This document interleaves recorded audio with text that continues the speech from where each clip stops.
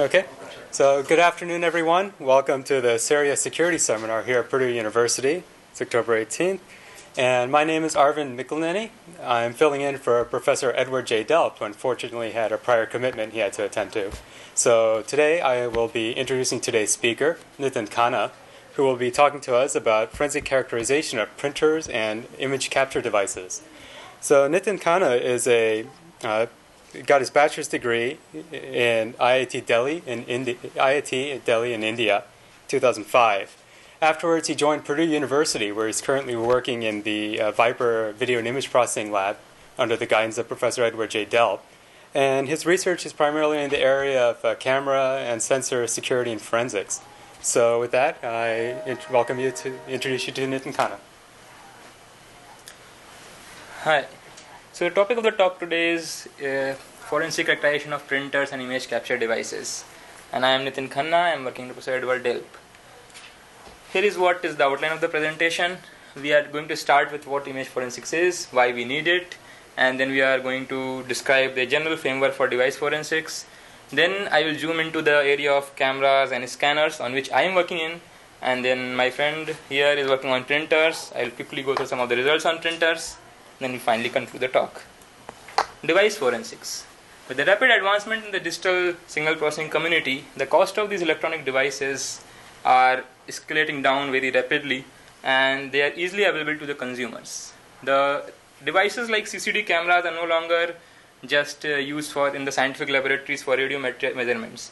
They are available to the consumers at very cheap cost. So what these devices do?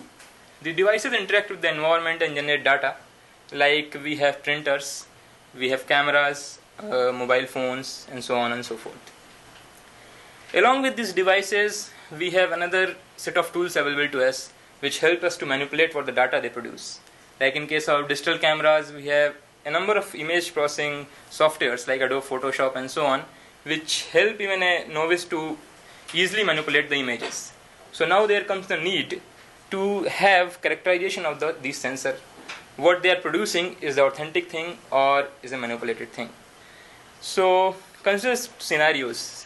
In a sensor networks, we will be having a lot of nodes which will be capturing different data.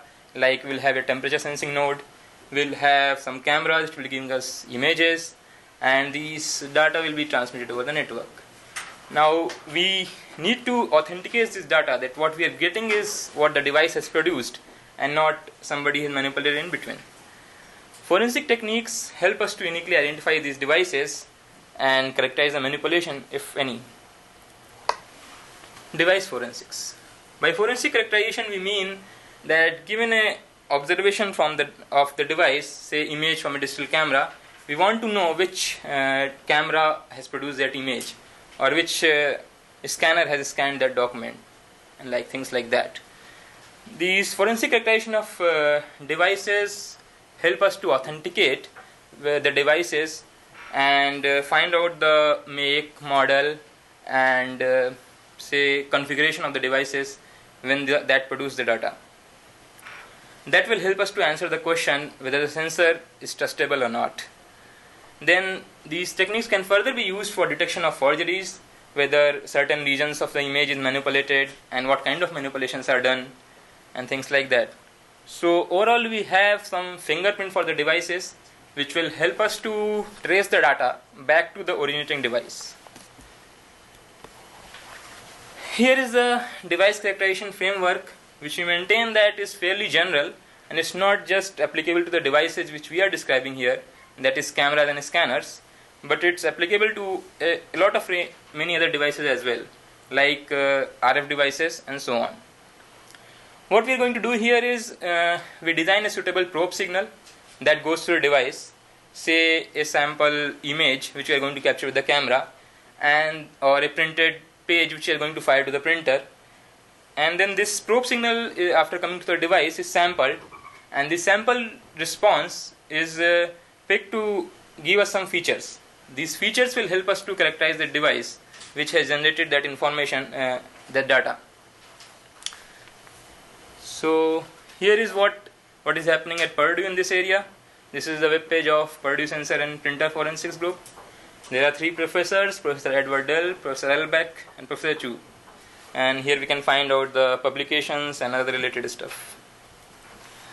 So these are the 4 devices which we are concentrating on presently: cameras, scanners, printers, and RF devices.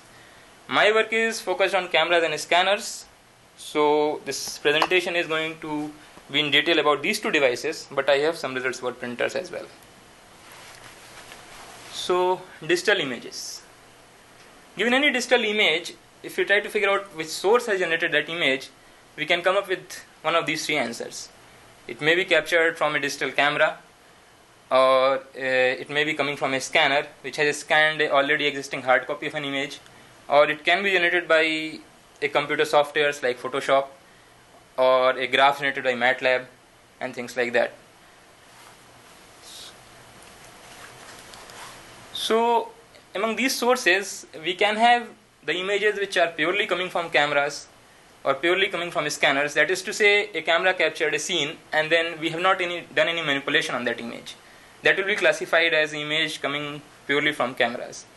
But there are further possibilities that we manipulated that image, we copied a certain portion of that image and pasted it somewhere else within the image, or we removed some portion of image, or we do some things like that. That will come under the class of joint camera and computer generated. Similarly, we can have cameras and scanners together, or scanned image manipulated by some computer software.